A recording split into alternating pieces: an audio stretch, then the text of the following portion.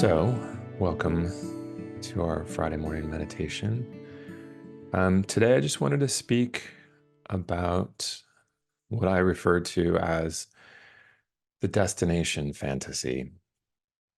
So, I would assume some of you are familiar with this, but I'll just kind of describe an experience I had yesterday morning, which really speaks to, at least for me, why I practice mindfulness.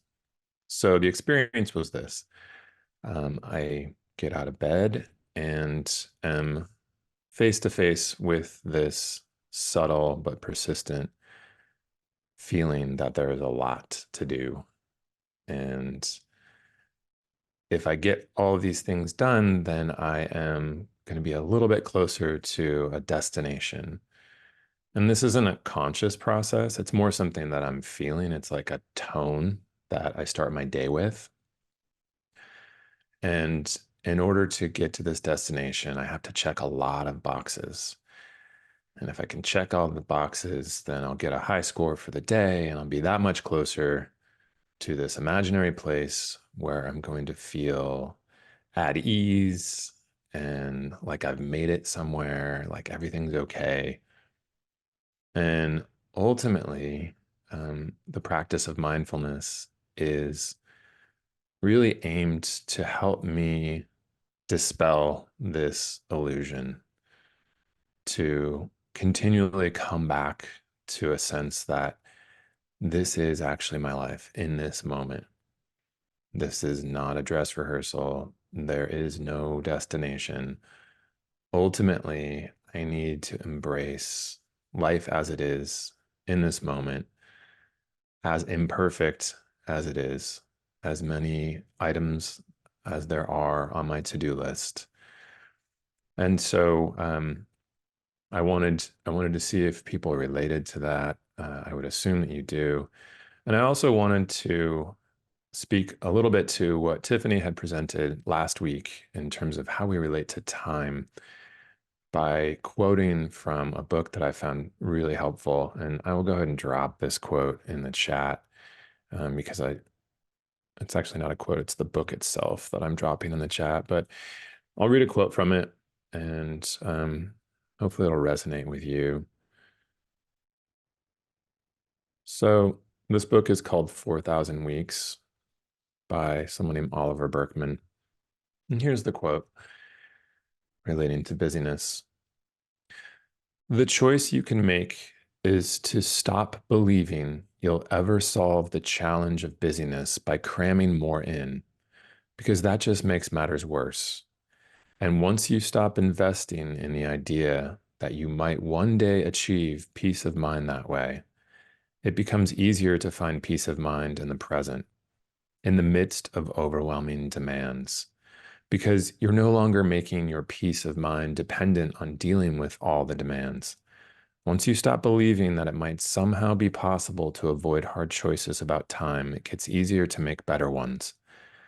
You begin to grasp that when there's too much to do, and there always will be, the only route to psychological freedom is to let go of the limit-denying fantasy of getting it all done and instead to focus on doing a few things that count. So ultimately, what we're talking about here is the realization that getting all of the things done that we imagine that we're going to get done actually isn't possible. That we're all essentially under a kind of spell, a cultural spell that says, if you use this productivity hack, if you are a little more disciplined and a little more efficient, then you will reach the top of the mountain. And that is a delusion, at least according to Berkman. And I find that to be true for myself because when I wake up like I did yesterday with that sense, I do have a choice if I have mindfulness as a tool to realize that I can do all the tasks that I have the time to do in front of me, but do them in a way that feels like I am actually in my life in the moment rather than chasing the destination. And that ultimately is the practice. And I wanted to offer one other quote because mindfulness practice and a lot of other practices, both religious and spiritual, have realized that one really big resource that we can utilize when we need to be reminded of what's important and how to contextualize perhaps all the busyness we're experiencing is to think about death. And I came across this reading the other day, and it really it helped me to put things in perspective. And I'm going to share it with you. So this is from a man who posted on social media. He says, "I lost my wife to cancer last month. Our daughter lost her mother. I've hesitated sharing any of this, but there is something I wanted to record. Fair warning, this is mostly about love. I'm devastated. A hole has opened where I thought my identity lived. Our daughter is doing the same in her toddler way, asking me questions, slowly understanding what's happened, grieving in stages. We had a delightful life together, full of intense highs and lows. But two elements that were vastly more important to us than any of this: our extraordinary little daughter and the quality of the time we all spent together. Aubrey and I fell in love early and fast, but we fell more in love during the time she was convalescing than I thought was possible. Facing death every day allowed us to set aside the silly things and focus on what matters. The privilege of knowing and loving her so deeply outpaces every other experience I've had. It's the one thing that matters. I've considered whether to share any of this. Obviously, it's tacky to make personal tragedy into a public spectacle, but I wanted to capture something that I've learned. We had an epic love affair, and yet we reached a depth of intimacy while Aubrey was on her deathbed that we'd never had access to before. That depth of love wasn't available to us any earlier for whatever reason, but it is available. I want to make it available to everyone by reminding you it exists. Aubrey shifted into a deeper love about 6 weeks before she died. During her time in the hospital, her one regret was that she hadn't spent more time deepening relationships with the people she cared about. She said the only thing that matters at all is the quality of the relationships with the people we love. Focus on that." So I found this very touching, and I assume that is possibly the case for you as well. And it really helps me to center myself in this sense that I have limited time on this planet and limited opportunity to enjoy the people that I love and to embrace life in all of its challenges and imperfections. And so I would encourage you to utilize whatever that resonate, however that resonated with you, to go about your day with a sense of openness and presence. And let's go ahead and have a quick practice to try and integrate some of these things into our felt experience in this moment. So I would encourage you, if you're not already sitting, to have a seat. And if it feels comfortable to close your eyes, go ahead and do so.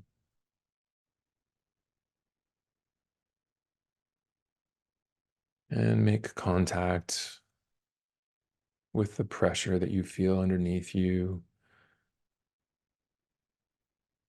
whether it's your feet on the floor or the chair that you find yourself in. Know that you're held by gravity onto this planet.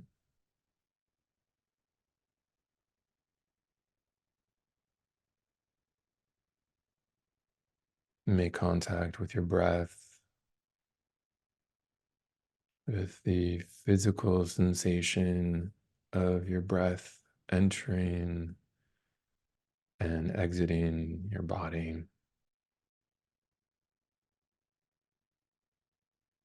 Knowing that as long as you're alive on this planet, your breath will be with you.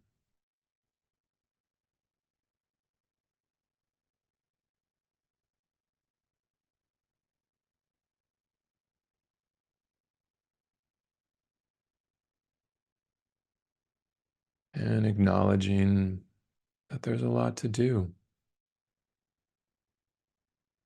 but also finding an inner resource of presence,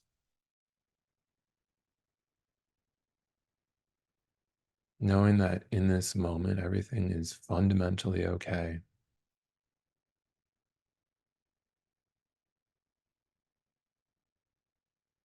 Insofar as you can, letting go of the sense that there is somewhere that you need to arrive at in order to feel okay.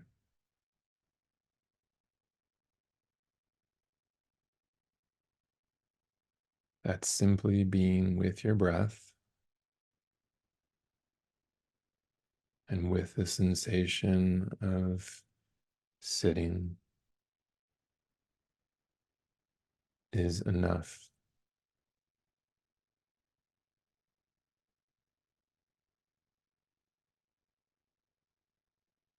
That this is your life.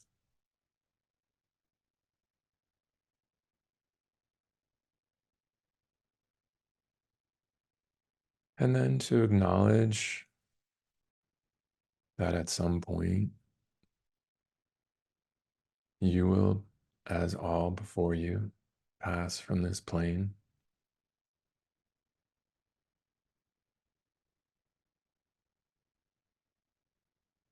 to know that everything is impermanent.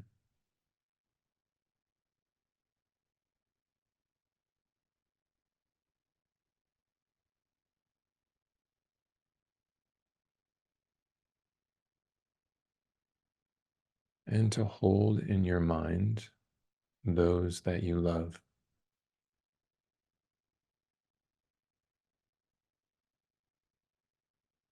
and that love you.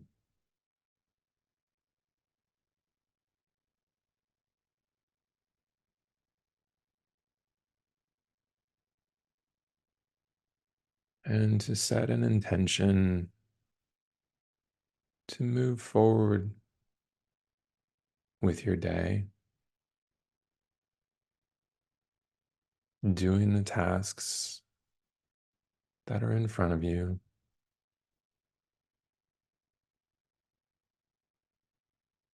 with this sense of everything being okay,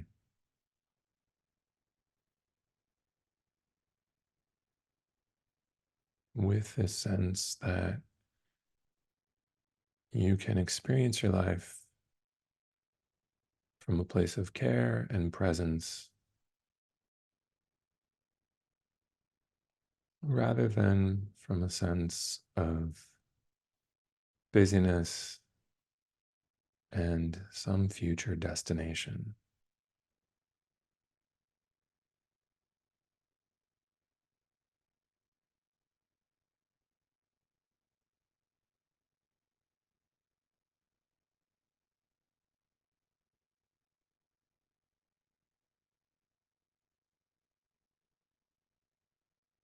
And to know that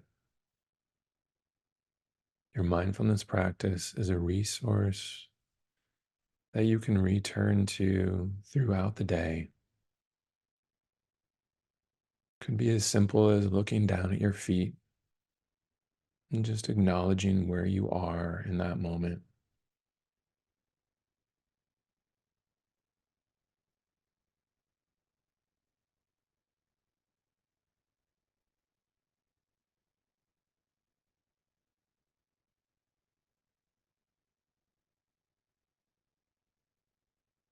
And now we're going to slowly return to spaces where we find ourselves.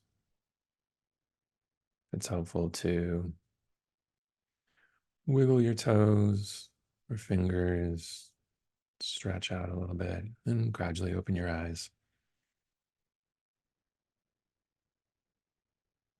And I just want to offer gratitude for all of you that have been with us this morning. And I'm wishing you a lovely Friday and a lovely weekend.